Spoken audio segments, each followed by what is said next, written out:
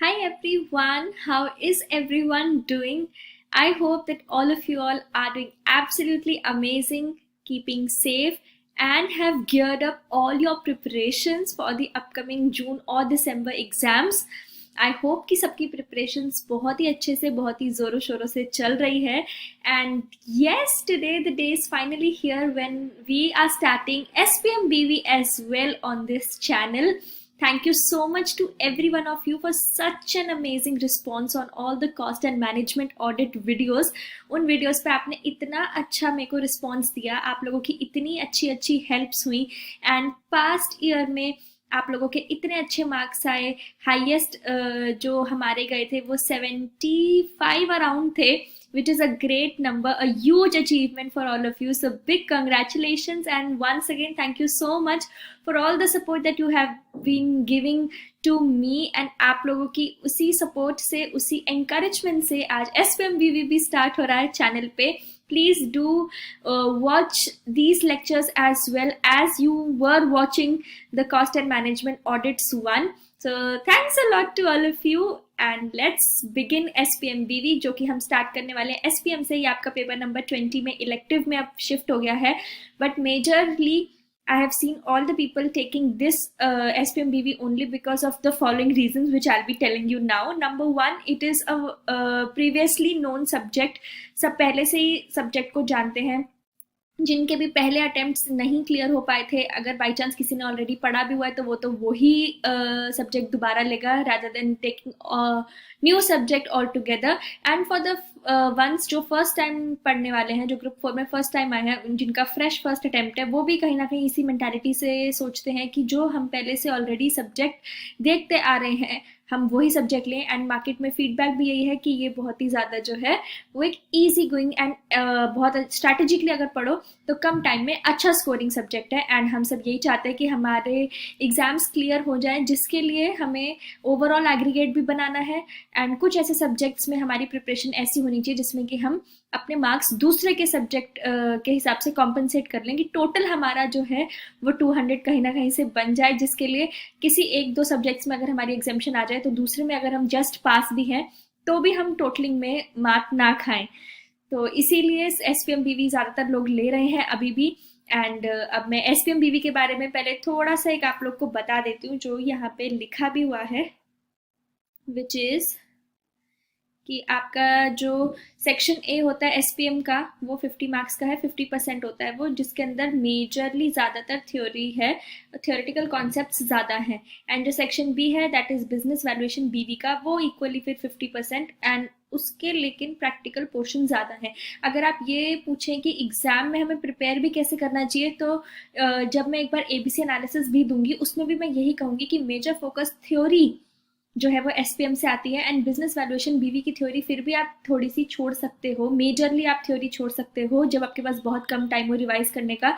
अभी फिलहाल तो अगर आप फ्रेश पढ़ रहे हो एंड यू हैव टाइम तो अभी तो आप सब कुछ ही गो थ्रू करो, but exam point of view से भी ज़्यादातर थ्योरी जो है वो SPM से ही आती है. देन मूविंग ऑन, SPM में थ्योरी चैप्टर्स हैं. ये बेसिकली आप देखो, ये 4 चैप्टर्स आपके SPM में हैं.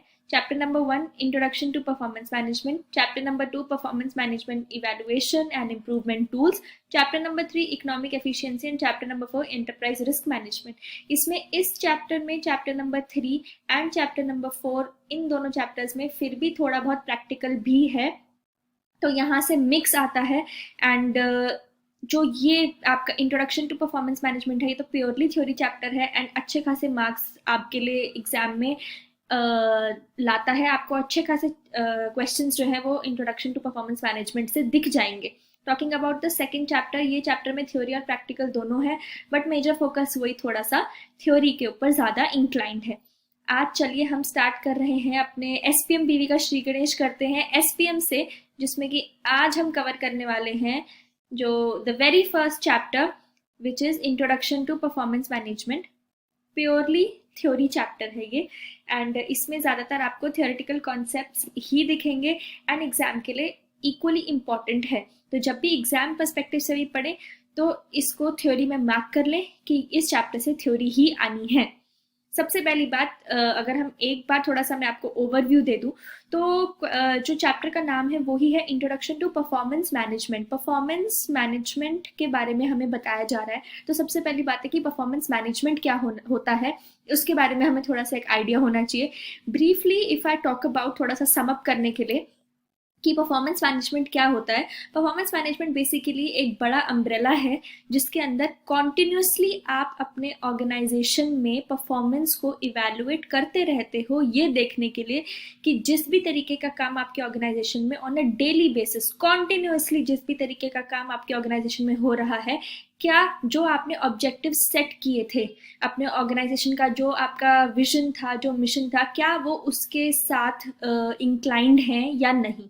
तो एक कॉन्टिन्यूस प्रोसेस है जिसके अंदर कि आप आइडेंटिफाई करते हो परफॉर्मेंस के ऑब्जेक्टिव्स को, आइडेंटिफाई करते हो कि क्या परफॉर्मेंस हो रही है, परफॉर्मेंस मेजर करते हो, और ये देखते हो कि क्या आपकी जितनी भी परफॉर्मेंस ओवरऑल आपकी ऑर्गेनाइजेशन जिस तरीके से परफॉर्म कर रही है, क्या वो आपके स्ट्रैटेजिक गोल्स के साथ इंक्लाइंड है या नहीं।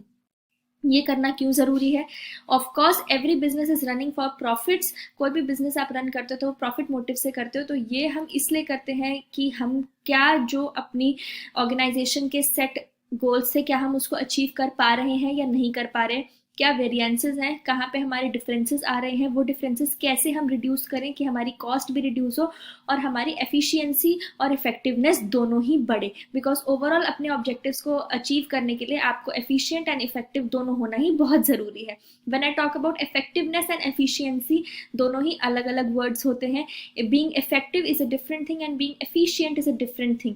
जब बीइंग इफेक्टिवनेस आपकी बात करी जाती है तो इफेक्टिवनेस का मतलब होता है ऑन टाइम हर चीज आप कर रहे हो, एंड एफिशिएंट का मतलब होता है कि क्या मिनिमम ऑप्टिमाइजेशन से ही आप काम कर रहे हो, यानी जितने आपके पास रिसोर्सेज हैं, जो ऑप्टिमम कॉम्बिनेशन बनना चाहिए, क्या उस हिसाब से आप काम कर रहे हो, नहीं, then you are called as efficient. तो इफेक्टिवली एंड एफिशिएंटली आप काम कर रहे हो और आपकी ऑर्गेनाइजेशन की इफेक्टिवनेस और एफिशिएंसी जो है दोनों ही इम्प्रूव हो, जिससे कि आपकी टोटल प्रोडक्टिविटी भी इम्प्रूव होगी, आपकी कॉस्ट कटिंग होगी, तो आपके ऑब्वियसली बात है कि प्रॉफिट्स भी अचीव होंगे, एंड आपकी ऑर्गेनाइजेशन ओवरऑल अपने सारे ऑब्जेक्टिव्स मीट कर पाएगी एंड आपकी ऑर्गेनाइजेशन ग्रो करेगी।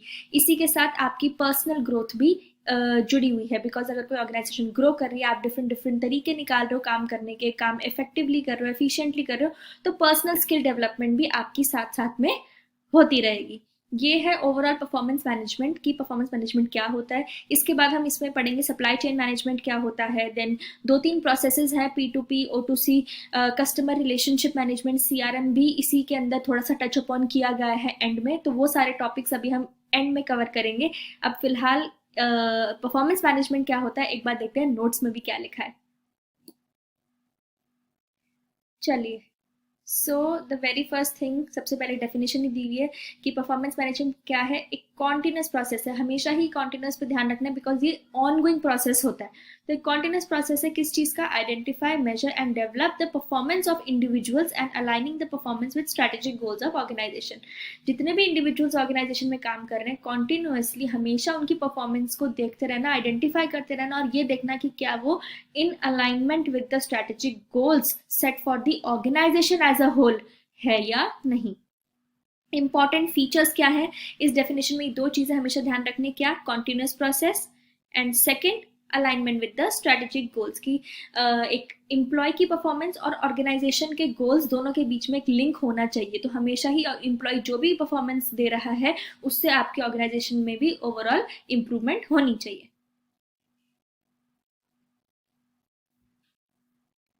Then comes this small difference between performance management and performance appraisal. Performance appraisal आपने बहुत बार सुना होगा। If you are working in an organization then you know आपको appraisals मिलते हैं। appraisals किस बेसिस पे मिलते हैं? आपकी जो इंक्रीमेंट आपकी सैलरीज में होता है, जो बोनस आपको मिलता है, जिस भी बेसिस पे आपको अप्रेजल मिलता है, वो किस बेसिस पे मिलता है? वो बेसिकली एक एंड एक्टिविटी है जिसमें पूरे साल की आपकी परफॉर्मेंस देखी जाती है। उसके बाद आपको टॉप मैनेजमेंट जो है वो आपकी परफॉर्मेंस असेस करने के बाद आपको थोड़ा सा कुछ आपकी सैलरी में इंक्रीमेंट, बोनस टाइप वो आपको दिया जाता है। तो वो performance appraisal is not the same as performance management. दोनों के बीच में काफ़ी डिफरेंसेस हैं, जैसे मैंने अभी आपको अभी बताया कि वो एक तरीके से आपके पूरे जब आपके एक साल कंप्लीट हो जाता है उसके एंड में देखा जाता है। वेयर एज हमने सबसे ऊपर अभी यही देखा कि मैनेजमेंट, परफॉर्मेंस मैनेजमेंट क्या है? कॉन्टिन्यूस प्रोसेस है। देन और डिफरेंसेस एक बार देखते हैं। ये एक वन टाइम प्रोसेस है हमने देखा, और ये एक बिगर होल है, एक बड़ा अम्ब्रेला है ये, जिसके अंदर एक ये इसका एक पार्ट है बस परफॉर्मेंस अप्रेजल। ये परफॉर्मेंस मैनेजमेंट जॉइंट प्रोसेस और ये सिर्फ टॉप डाउन असेसमेंट है, ये भी बात है। एंड देन इसमें हम कॉन्टिन्यूसली रिव्यू करते हैं, लेकिन इसमें एनुअल अप्रेजल की मीटिंग्स वगैरह होती हैं, इसीलिए जो परफॉर्मेंस अप्रेजल है वो एक सब पार्ट है परफॉर्मेंस मैनेजमेंट का। परफॉर्मेंस मैनेजमेंट एक बिगर अम्ब्रेला है जिसके अंदर ये सारे के सारे एस्पेक्ट्स कवर होते हैं।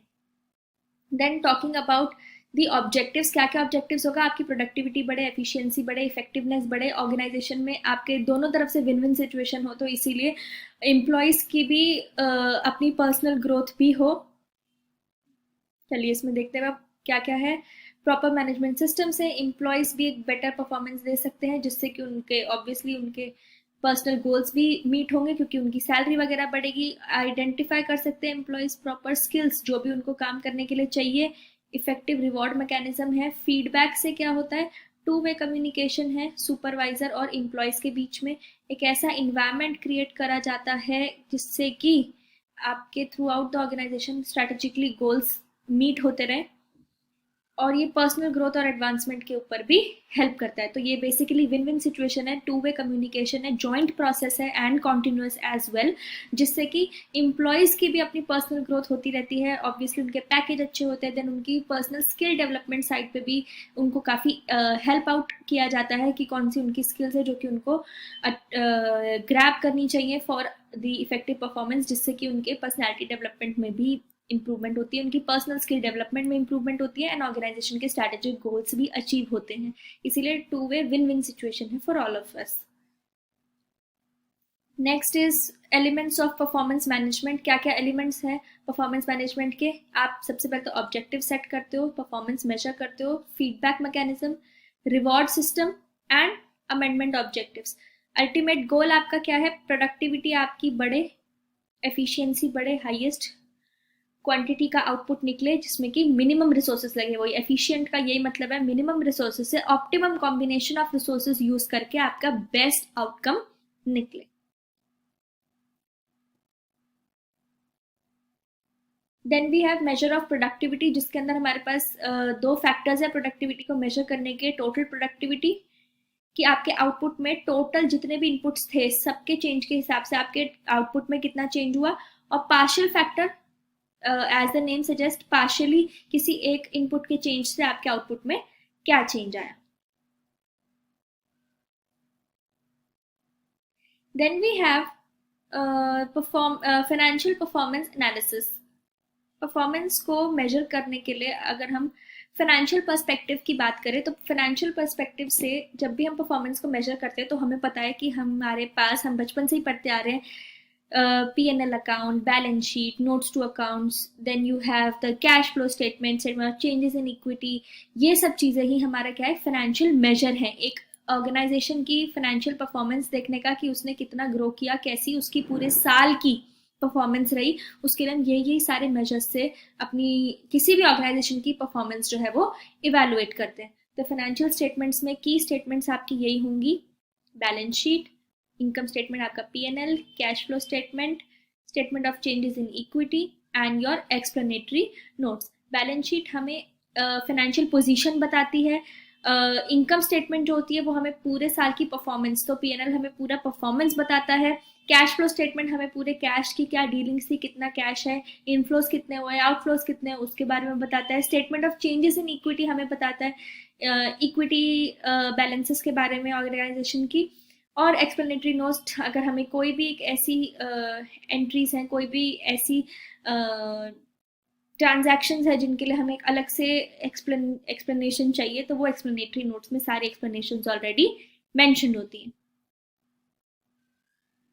Then comes the same tools and techniques for financial statement analysis. Comparative statements हम यूज करते हैं, जिसके अंदर हम कंपैरिजन में बनाते हैं ईयर ऑन ईयर, या फिर हम ट्रेंड एनालिसिस यूज करते हैं।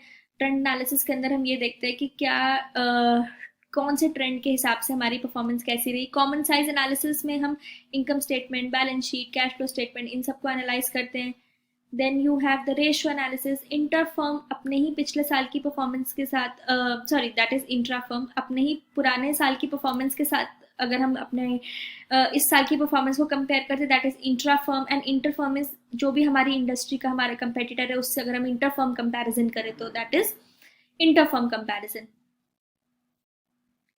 नेक्स्ट ये दो हमारे पास कॉन्सेप्ट्स आते हैं, ये आपकी बुक में chapter 1 introduction to performance management में ही दिए गए हैं, इसीलिए मैंने ये यहीं पे बताए हैं। इन जनरल कभी भी आप क्वेश्चंस वगैरह सॉल्व करते हैं कुछ होता है तो वैसे ये बिजनेस वैल्यूएशन में मर्जर एंड एक्विजिशन या फिर बिजनेस वैल्यूएशन का जो चैप्टर है उसके अंदर ज़्यादा ये टॉपिक जो है वो काम आता है, बट आपकी बुक में ये इसी में आपके स्टडी मटेरियल में SPM में ही परफॉर्मेंस मैनेजमेंट वाले चैप्टर में ही ये दिया हुआ था, तो मैंने ये यहीं पे पुट कर दिया। ये बेसिकली हमारे पास फ्री कैश फ्लो का एक कॉन्सेप्ट आता है जिसके अंदर हम सारे के सारे कैपिटल एक्सपेंसेस जब हटा देते हैं आपके पूरे ऑर्गेनाइजेशन के ऑपरेटिंग आउटफ्लो से, तो जो हमारे पास मिलता है वो होता है हमारा free cash flow.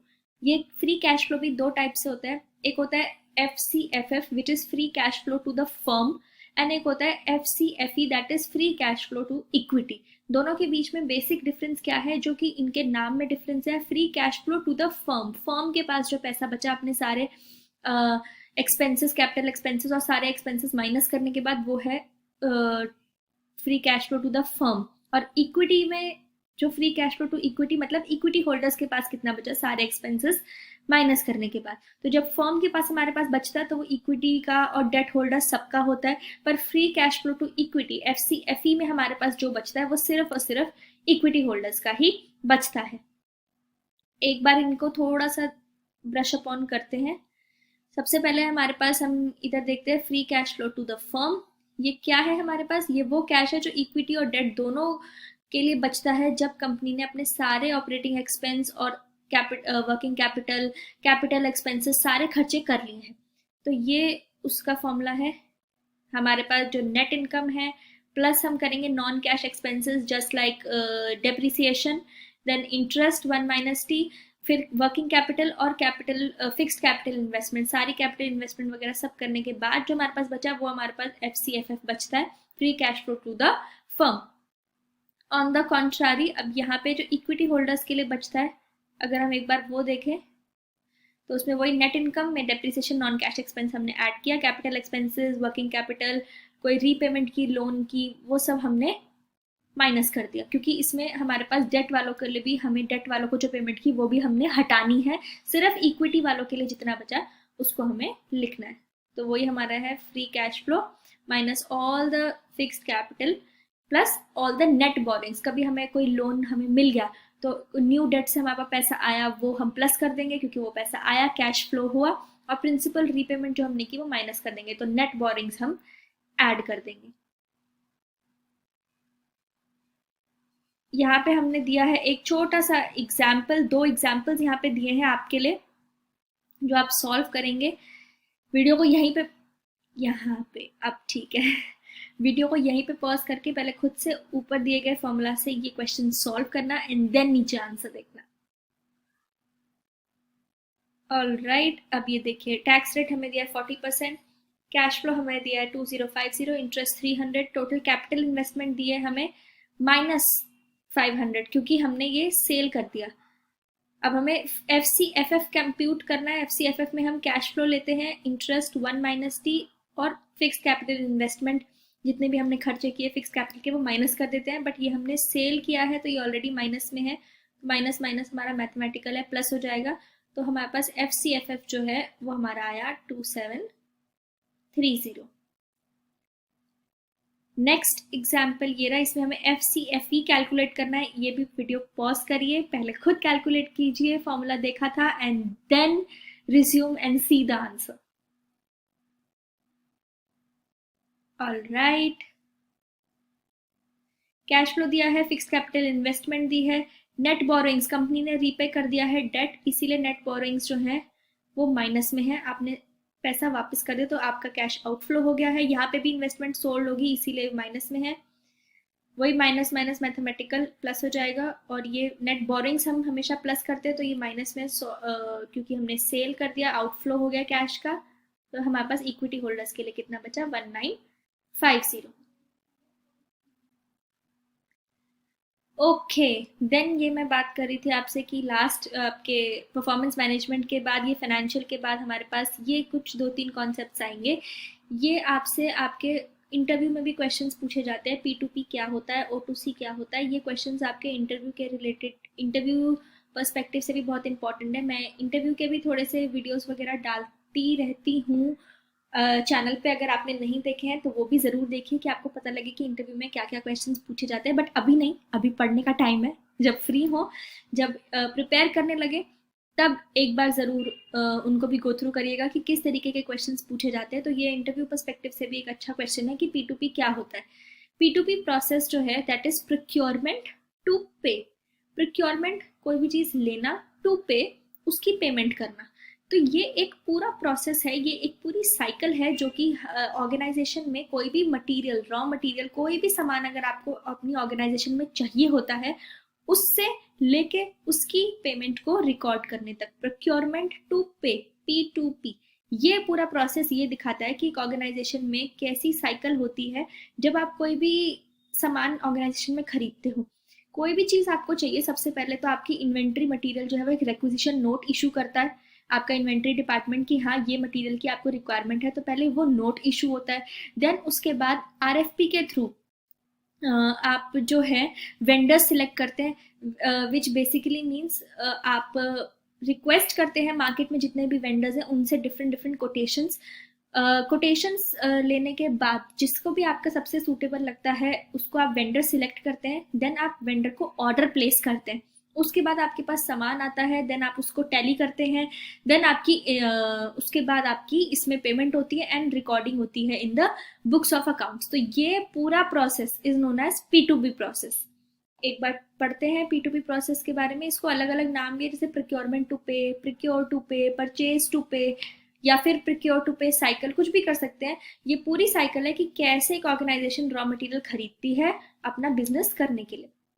Procurement plan बनाया जाता है जो कि डिटेल्ड प्लान है जिसमें पूरा बताया जाता है कि क्या आपकी परचेज प्रोसीजर होगा विद ऑल द कंटिजेंसीज और कोई भी डिले ना हो। ये प्लान इसीलिए बनाया जाता है कि आपकी प्रोडक्शन जो है वो ना रुके, कोई भी डिले ना हो आपके इन्वेंट्री में, और आपके वेस्टेज भी जो है वो बिल्कुल मिनिमाइज हो। ये पूरा प्रोसेस है, ये देखिए। परचेज रिक्विजिशन नोट इशू होता है, देन RFP के थ्रू वेंडर सिलेक्ट किया जाता है, परचेज ऑर्डर इशू करते हो, वेरियस डॉक्यूमेंट्स जो भी P2P प्रोसेस से रिलेटेड चाहिए होते हैं उन पे देखा जाता है, वेरिफिकेशन करी जाती है, इनवॉइस का रिकंसिलिएशन होता है एंड देन यू पे। तो ये पूरी आपकी P2P की साइकिल है। लिखने को आ सकती है तो एक छोटे से ये पॉइंट्स है, ये सारे आप अपने वर्ड्स में इनको एक्सप्लेन कर सकते हैं। पूरा वैसे तो नाम से ही याद रह जाता है P2P, तो प्रोक्योरमेंट से स्टार्ट होता है, तो सबसे पहले तो परचेज रिक्विजिशन नोट इशू होता है, देन वेंडर सिलेक्शन होता है RFP प्रोसेस से, देन आप वेंडर सिलेक्ट करने के बाद इशू करते हो परचेज ऑर्डर, देन उसके बाद जितने भी डॉक्यूमेंट्स चाहिए होते हैं P2P प्रोसेस से रिलेटेड वो सारे डॉक्यूमेंट्स की अवेलेबिलिटी और उन सब का देखा जाता है, देन आप रिकंसिलेशन करते हो इनवॉइस का एंड देन आप अपनी पेमेंट रिसीव करते हो, पेमेंट जो है वो देते हो अकाउंट्स पेबल डिपार्टमेंट को। और इसी को पूरा यहाँ पे पूरा प्रोसेस को एक्सप्लेन किया हुआ है जो मैंने अभी आपको बताया, तो आप इसको आराम से रीड भी कर सकते हो। Then we have vendor relationship management. ये वेंडर रिलेशनशिप मैनेजमेंट क्या होता है? ये कुछ ऐसे कॉन्सेप्ट्स हैं जो नाम से हमें समझ में आ रहे हैं कि क्या कहना चाह रहा है। हमारे जितने भी वेंडर्स होते हैं उनके साथ हमारा रिलेशनशिप जो है वो अच्छा रहे, एक स्ट्रॉन्ग रिलेशनशिप हम अपने वेंडर्स के साथ बिल्ड करें जिससे कि लॉन्ग टर्म में हमें भी बेनिफिट हो और हमारी क्वालिटी प्रोडक्ट्स जो है वो हमारे पास आते रहें और सही टाइम पे हम, मतलब हमारे पास कोई भी वेस्टेज ना हो और हमारा प्रोडक्शन ना रुके, तो हमारे पास गुड क्वांटिटी ऑफ मटेरियल सही टाइम पे आता रहे। इसके लिए बहुत ज़रूरी है कि हम एक अच्छा वेंडर रिलेशनशिप जो है वो अपना बना के रखें। एक बार पढ़ते हैं इसमें क्या क्या है। गुड वेंडर मैनेजमेंट क्या अलाउ करता है? ऑर्गेनाइजेशन को एक सक्सेसफुल और स्ट्रॉन्गर रिलेशनशिप बिल्ड करने में सप्लायर्स के साथ, और ये ऑर्गेनाइजेशन को हेल्प करता है क्वालिटी प्रोडक्ट्स डिलीवर करे which ensures value creation. Value creation जो है वो इनसे बनती है फिर हमारी। Supply chain management is a larger umbrella under which relationship management lies. Vendor relationship management ये एक छोटा टर्म है as compare to supply chain management. अभी सप्लाई चेन मैनेजमेंट पढ़ेंगे तो वो हमें खुद क्लियर हो जाएगा कि वो सप्लाई चेन मैनेजमेंट कहाँ से स्टार्ट होता है, कहाँ एंड होता है, क्या क्या उसके अंदर एस्पेक्ट्स कवर होते हैं. तो इसीलिए यहीं पे पहले ही बता दिया कि ये सिर्फ एक उसका सब पार्ट है वेंडर रिलेशनशिप मैनेजमेंट, क्योंकि इसमें सिर्फ हम वेंडर के साथ एक healthy and strong relationship maintain कर रहे हैं जिससे हमें क्वालिटी प्रोडक्ट्स टाइमली डिलीवर हो, हम अपनी एक अच्छी वैल्यू क्रिएट करें. All right, now comes the bigger umbrella जिसकी अभी हम बात कर रहे थे, which is supply chain management. Supply chain management क्या होता है, एक बार पहले मैं थोड़ा सा आपको ब्रीफ कर देती हूँ, देन लिखा तो बहुत कुछ है, वो हम साथ में आराम से पढ़ लेंगे. Supply chain management basically supply chain management, supply chain को मैनेज करना. सप्लाई चेन को क्या मैनेज करना है, क्या होती है सप्लाई चेन? सारी की सारी चीजें right from the production process, जब से आपने प्रोडक्शन स्टार्ट करी है तब से लेके वो सामान जब तक कस्टमर के पास नहीं पहुंच जाता और कस्टमर सेटिस्फैक्शन नहीं क्रिएट हो जाती, सारे के सारे processes comes under supply chain management. सारे processes right from the production, transportation, delivery, reaching it to the end customer, पूरे processes are under supply chain management. तो अगर हम बोले कि सप्लाई चेन मैनेजमेंट में क्या क्या एस्पेक्ट्स है, सारे प्रोसेसेस, सारे एस्पेक्ट्स इसके अंदर कवर्ड है. Transportation, delivery, warehousing, then your production, सब रिटेलर, जैसे हम रिटेलर के जाते हैं, वेयर हाउस, सब कुछ इसके अंदर कवर्ड है. एक ऑर्गेनाइजेशन का मेन अल्टीमेट गोल क्या होता है? Customer satisfaction. तो उसके लिए आप क्या करते हैं? अपने सारे वही गुड्स एंड सर्विसेज प्रोड्यूस करते हैं या वो सर्विसेज प्रोवाइड करते हैं, वो गुड्स प्रोड्यूस करते हैं जिससे कि आपको मैक्सिमम कस्टमर सेटिस्फैक्शन मिले. तो वो मैक्सिमम कस्टमर सेटिस्फैक्शन के लिए आप वही सारे प्रोडक्ट्स प्रोड्यूस करेंगे जिसकी एक्चुअली आपके कस्टमर को रिक्वायरमेंट हो, एंड वो डोर स्टेप तक आपके कस्टमर तक कैसे पहुंचे, वो सारे प्रोसेसेस सप्लाई चेन मैनेजमेंट जो है वो ऑर्गेनाइजेशन का मैनेज करता है. एक बार पढ़ते हैं इसके बारे में. सप्लाई चेन मैनेजमेंट क्या है? मैनेजमेंट है सारे पूरे flow of goods and services का, और सारे प्रोसेसेस इसके अंदर आते हैं जो कि रॉ मटेरियल को एक फाइनल गुड में प्रोड्यूस करते हैं. जैसे कि आपने कहाँ से सोर्स करना है अपना मटेरियल, कैसे उसको कन्वर्ट करना है, क्या लॉजिस्टिक एक्टिविटीज हैं, सब चीजें, सारी coordination and collaboration with all the channel partners, सबके साथ वही डोर स्टेप तक कैसे कस्टमर के पहुंचेगा, तो सबके साथ एक कोलैबोरेटिव एफर्ट, सब कुछ सप्लाई चेन मैनेजमेंट का पार्ट होता है. सप्लायर से कोऑर्डिनेट करना रॉ मटेरियल के लिए, इंटरमीडिएट से करना, थर्ड पार्टी सर्विस पार्टनर से करना, और कस्टमर से करना. सप्लाई चेन को इसीलिए वैल्यू चेन भी बोलते हैं क्योंकि सारी की सारी एक्टिविटीज जो है वो वैल्यू ऐड कर रही हैं. रॉ मटेरियल है, फिर वो कन्वर्ट हो रहा है फाइनल प्रोडक्ट में, फिर वो आगे जा रहा है, कहाँ जाएगा, अपने कस्टमर तक कैसे मिलेगा, हर चीज में वैल्यू क्रिएट हो रही है, इसीलिए सप्लाई चेन को वैल्यू चेन भी बोलते हैं. इसको डिमांड चेन भी बोला जाता है. क्यों? क्योंकि ये कॉन्टिन्यूसली आप वही चीज बनाओगे एंड वही चीज वहां तक पहुंचाओगे जहां आपका कस्टमर हो, तो इसीलिए ये एक तरीके से कस्टमर की डिमांड से ही ओरिजिनेट होता है और कस्टमर की डिमांड सेटिस्फाई करने के लिए भी काम करता है. जैसे सप्लायर का, आपका सप्लायर कौन है, देन आपका खुद का supplier, then your OEM that is original equipment manufacturing, then your distributor, अरे ये क्या हो गया, कोई नहीं, then the next is retailer and customer, पूरा ओरिजिन भी वहीं से हो रहा है जहां से आपकी डिमांड थी कस्टमर्स की. Then we have the objectives of supply chain management. क्या ऑब्जेक्टिव है? आपकी ट्रांसपोर्टेशन कॉस्ट मिनिमाइज हो, आपकी सारी प्रोडक्टिविटी इंक्रीज हो, कस्टमर सेटिस्फैक्शन हो, टाइमली डिलीवरी हो गुड्स की कस्टमर को, क्वालिटी प्रोडक्ट्स आप बनाओ, प्रॉफिट आप जनरेट करो.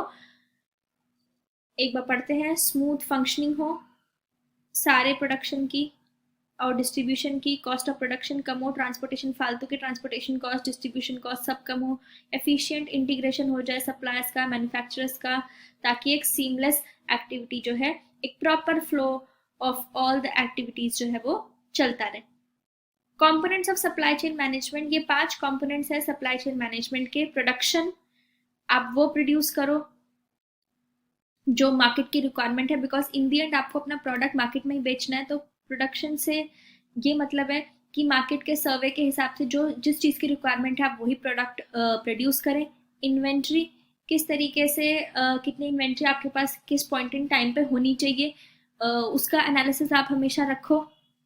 लोकेशन, प्रोडक्शन की लोकेशन क्या होनी चाहिए, स्टोरेज की लोकेशन क्या होनी चाहिए, ये सब डिसीजन से भी हेल्प करता है प्रोडक्ट किस तरीके से फाइनल कस्टमर तक पहुंचेगा, किस तरीके से आप उसे प्रोड्यूस करो कि आप ऑप्टिमम कंडीशंस में उसको प्रोड्यूस करो एंड ऑप्टिमम कंडीशंस में ही उसको सेव करो, उसको स्टोर करो।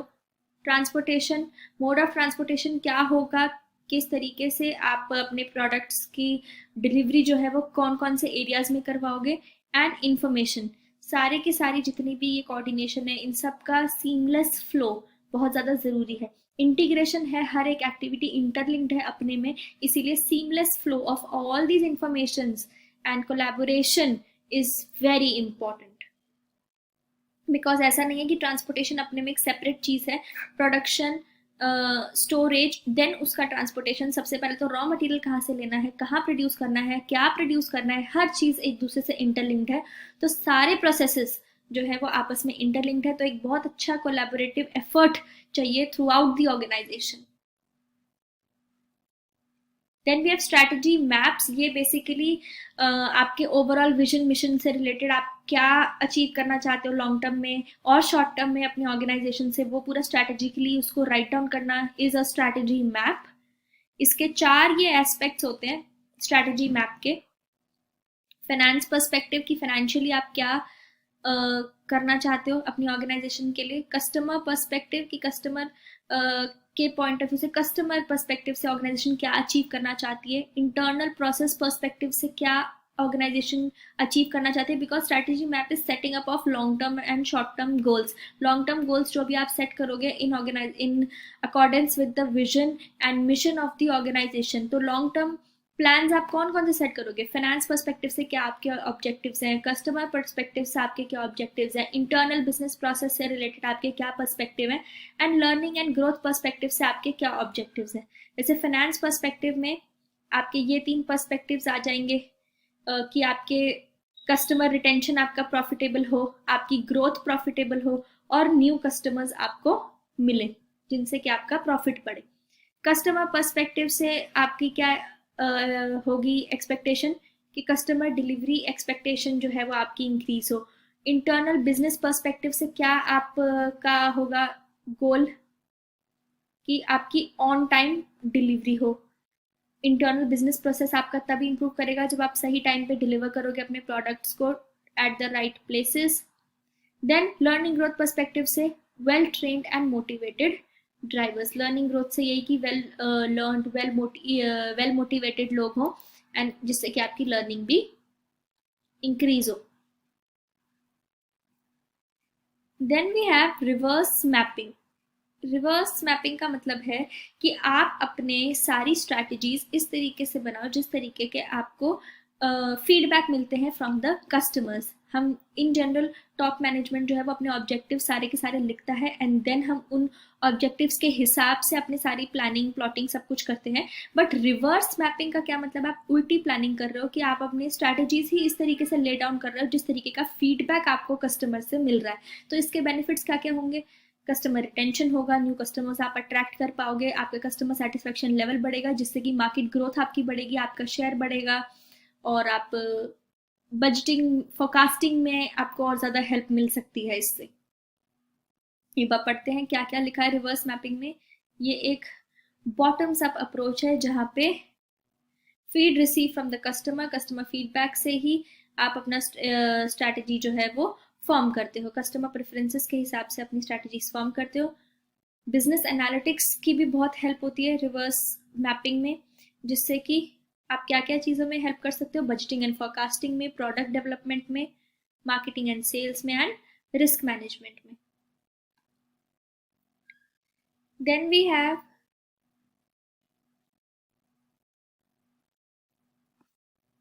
O2C process which is order to cash. ये भी उसमें पूछा जाता है बहुत बार इंटरव्यूज में, ऑर्डर टू कैश प्रोसेस भी। ये प्रोसेस क्या होता है, ऑर्डर टू कैश। ये प्रोसेस ये दिखाता है कि जब आपको ऑर्डर मिला, कोई भी कस्टमर ने आपको ऑर्डर प्लेस किया, उस ऑर्डर को प्लेस करने से लेके उस का डिलीवरी, कि वो कैसे कैश में कन्वर्ट हुआ ऑर्डर। जब कस्टमर ने आपको ऑर्डर दिया, उस प्रोसेस का, उससे पूरा प्रोसेस कि कैसे वो ऑर्डर आपको रिसीव हुआ, तब आपने कस्टमर के ऑर्डर को फुलफिल किया, देन आपने उसकी इनवॉइसिंग की, देन आपको कस्टमर ने उसकी पेमेंट की, एंड देन वो पेमेंट आपको रिसीव हुई।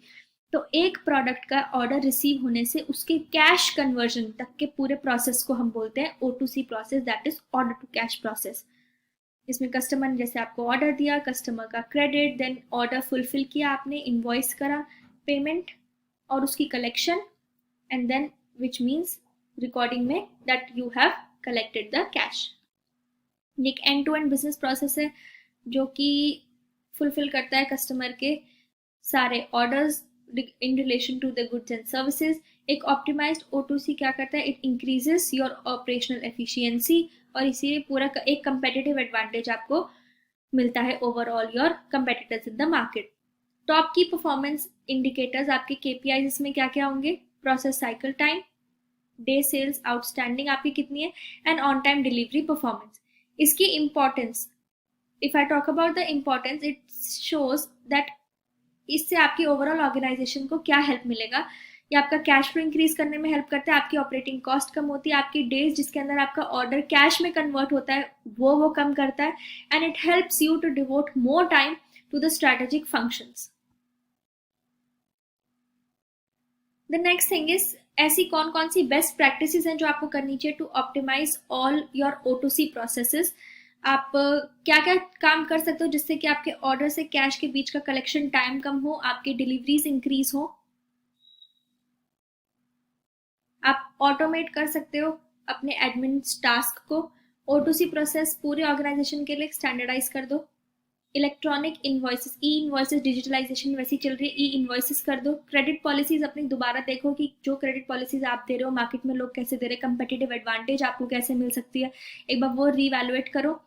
बिलिंग प्रोसेसेस आप ऑटोमेट कर सकते हो, अकाउंट्स रिसीवेबल ऑटोमेट कर दो, सब कुछ आजकल वैसे भी डिजिटलाइज हो गया है, तो ई इनवॉइसिंग देन सब कुछ ऑटोमेट कर दो, एंड डेटा मैनेजमेंट, इन सबसे आप एक अपना इफेक्टिव O2C क्रिएट कर सकते हो ताकि आपका O2C जो है वो बहुत ज़्यादा एफिशिएंट हो जाए। And then comes, where were we, yes, then comes customer relationship management which is CRM। CRM process क्या होता है, ये basically, just a second,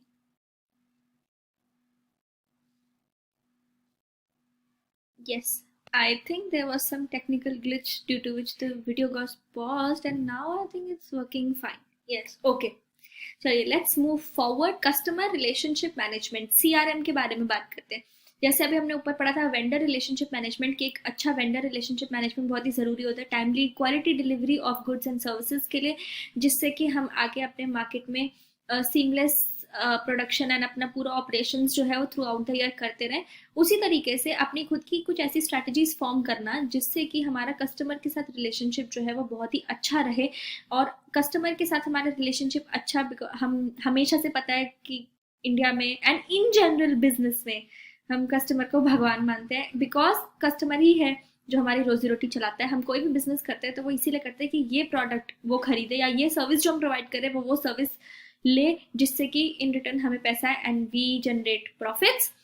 customer relationship management इसी चीज़ के ऊपर मेजर फोकस करता है कि किस तरीके से हम अपनी स्ट्रैटेजिक गोल्स को सेट करें कि हम ओवरऑल अपना एक हेल्दी रिलेशन अपने कस्टमर के साथ मेंटेन करें, जिसमें कि हम न्यू कस्टमर्स भी अट्रैक्ट करें, ओल्ड कस्टमर्स को रिटेन भी करें, कस्टमर प्रॉफिटेबिलिटी रेशियो जो है वो हमारी इंक्रीज हो। कस्टमर को जब तक हम अंडरस्टैंड नहीं करेंगे तब हम उनको रिटेन नहीं कर पाएंगे, उनकी क्या एक्सपेक्टेशंस है वो हम अंडरस्टैंड करें, किस तरीके से हम ऐसी कौन सी पॉलिसीज अपनाएं, किस तरीके से हम अपने पूरा अलाइनमेंट करें अपने बिजनेस का कि हम उनकी नीड्स को आइडेंटिफाई कर सके, एंड उससे रिलेटेड ही हम अपने प्रोडक्ट्स एंड अपना ओवरऑल बिहेव रखें, प्लस न्यू कस्टमर्स को अट्रैक्ट करने की क्या हम न्यू पॉलिसीज लाएं, एंड एग्जिस्टिंग कस्टमर्स को किस तरीके से सेटिस्फाई करने के साथ साथ उनको रिटेन भी करके रखें। चलिए पढ़ते हैं एक बार। CRM क्या है, ये एक बिजनेस स्ट्रेटेजी है which is comprised of all the processes, organizational और टेक्निकल चेंजेस जो भी ऑर्गेनाइजेशन को चाहिए कि वो अपने एंटरप्राइज को कस्टमर बिहेवियर के पर्सपेक्टिव में अच्छे से मैनेज कर पाए, जिसके अंदर कि हम ऐसी नॉलेज लें कस्टमर्स के बारे में, वही कस्टमर्स के बारे में उनको अंडरस्टैंड करना, उनकी नीड्स आइडेंटिफाई करना, जिससे कि कॉस्ट रिडक्शन भी हो, ऑपरेशनल एफिशिएंसी भी हो और हमारा अल्टीमेटली रेवेन्यू भी इंक्रीज हो।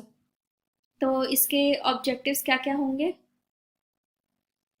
आप अपने कस्टमर को अंडरस्टैंड करो, उनको एक अच्छा कस्टमर एक्सपीरियंस दो जिससे कि आप उनको रिटेन कर पाओ, न्यू कस्टमर्स अट्रैक्ट करो, न्यू कॉन्ट्रैक्ट्स अर्न करो और अपनी प्रॉफिटेबिलिटी इंक्रीज करो।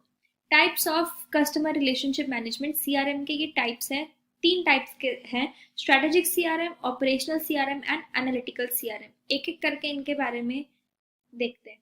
सबसे पहला है स्ट्रैटेजिक सीआरएम। बेसिकली क्या है कि ऐसी कौन सी आप स्ट्रैटेजीज अपनाओ, स्ट्रैटेजिक है तो कौन सी ऐसी स्ट्रैटेजीज अपनाओ जिससे कि आप न्यू कस्टमर्स को अट्रैक्ट कर सको और पुराने कस्टमर्स को भी रिटेन कर सको। तो strategic CRM focuses on all the strategies, managerial काम, स्ट्रैटेजिकल वर्क इसमें आएगा आपका।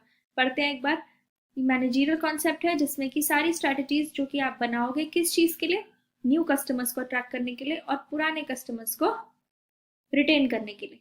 ऑपरेशनल सीआरएम, बेसिकली ये कुछ ऐसे काम हैं, ऑपरेशन से रिलेटेड कुछ ऐसे काम हैं जिनको आप ऑटोमेट कर दो जिससे कि आपको और ज्यादा, आप कहीं बेटर चीज़ों पे फोकस कर पाओ। अगर पुरानी कुछ चीज़ें जो ऑटोमेट हो सकती है उनको आप ऑटोमेट कर दो, जैसे कि सेलिंग का कुछ पार्ट, मार्केटिंग, आपकी आफ्टर सेल सर्विसेज, ये सब अगर आप ऑटोमेट कर दोगे तो आप एक बेटर चीज़ों पे फोकस कर पाओगे, बिकॉज टाइम वही है तो हम एक बेटर चीज़ पे फोकस कर पाएंगे अगर हम कुछ चीज़ों को ऑटोमेट कर दें, ऑपरेशनल काम। Then comes analytical CRM. ये बेसिकली एनालिटिकल सीआरएम एनालिसिस में ज़्यादातर बिलीव रखता है, जिसमें कि हम एनालाइज करते हैं कि किस तरीके से हम डिसीजन मेकिंग प्रोसेस हम अपना चेंज कर सकते हैं और हमें डेटा माइनिंग की कहाँ ज़रूरत है। सारे के सारे एनालाइज करने वाले काम, इंफॉर्मेशन निकालने वाले, डेटा गैदर करने वाले काम रिलेटेड टू कस्टमर्स। ये 3 टाइप के सीआरएम है हमारे पास। Then comes customer profitability analysis. इसका मतलब क्या होता है? कस्टमर प्रॉफिटेबिलिटी एनालिसिस मतलब कि एक कस्टमर से आपको कितना प्रॉफिट जनरेट हो रहा है। Each and every customer is equally important for everyone, इसीलिए हम बोलते हैं कि हमें न्यू कस्टमर्स भी अट्रैक्ट करने हैं, साथ में पुराने जो हमें ऑलरेडी प्रॉफिट दे रहे हैं उनको भी रिटेन करने की स्ट्रैटेजीज जो है वो अपनानी है, तभी हम ओवरऑल अपना बिजनेस ग्रो कर पाएंगे। बिकॉज अगर हम सिर्फ न्यू पे ही फोकस करेंगे, रिटेन के लिए हम कुछ नहीं कर रहे, तो ओवरऑल हम उसी सिचुएशन पे हैं जहाँ पे अगर पहले 50 कस्टमर्स थे अब 100 हो गए, पहले के 50 हट गए, मोर और लेस आपने सिर्फ उतना ही काम किया, आपने उसको टोटल ऐड ऑन नहीं किया अपने कस्टमर्स को, जिससे कि आपका बिजनेस में बहुत ही एविडेंट ग्रोथ आपको नहीं देखने को मिलेगी। तो एक कस्टमर से हमें कितना प्रॉफिट होता है जब हम वो कैलकुलेट करते हैं, that is known as customer profitability analysis. Customer profit का यही मतलब, और ये हम करते क्यों है? ये हम इसीलिए करते हैं कि हर कस्टमर से हमें सेपरेटली कितना प्रॉफिट मिल रहा है उसको हम देख पाए, अपना रिलेशनशिप कस्टमर के साथ स्ट्रॉन्ग करें, रिटेन करें कस्टमर्स को एंड अट्रैक्ट करें न्यू कस्टमर्स। उसके बाद ये आपकी स्टडी मटेरियल में ये एक इलस्ट्रेशन दी हुई है, इसमें नीचे मैंने यहाँ पे इसका सोल्यूशन भी अटैच किया है। बहुत सिंपल सा क्वेश्चन है, आपको बस इसके अंदर कस्टमर प्रॉफिटेबिलिटी निकालनी है, जिसका मतलब एक कस्टमर से कितना प्रॉफिट हो रहा है, सेगमेंट वाइज आपको प्रॉफिटेबिलिटी इसमें निकालनी है। ये क्वेश्चन है, वीडियो यहीं पे पॉज करके खुद से निकालिए, सिंपल मैथ्स का क्वेश्चन। इसके बाद ये इसका आंसर यहाँ पे नीचे दे रखा है, कितनी डिलीवरीज है, ऑपरेटिंग प्रॉफिट आपका कितना है एंड किस तरीके से आपने ये कैलकुलेट करना है। So yes, with this chapter comes to an end. I hope that you found the video very informative and जल्दी ही next chapter की video भी आपको channel पे देखने को मिलेगी. So don't forget to subscribe the channel if this is the very first video of yours on this channel, and keep studying hard, no matter if you're giving this June attempt or the December one. Time is always less for everyone, time हमेशा ही कम रहता है, तो start practicing more and start focusing on your goals more, then only you will be able to crack the exams in one go. एक ही हमेशा बोला जाता है that first attempt is always the golden attempt, इसीलिए उसको अच्छे से यूटिलाइज करिए ताकि फर्स्ट अटेम्प्ट में ही आप अपने ड्रीम्स जो है वो पूरे कर लें एंड फर्स्ट अटेम्प्ट में ही आपका CMA जो है वो क्लियर हो जाए। Wish you all the very best. Like I always say, I'm just a message away. Thank you so much everyone for watching the video. Bye bye.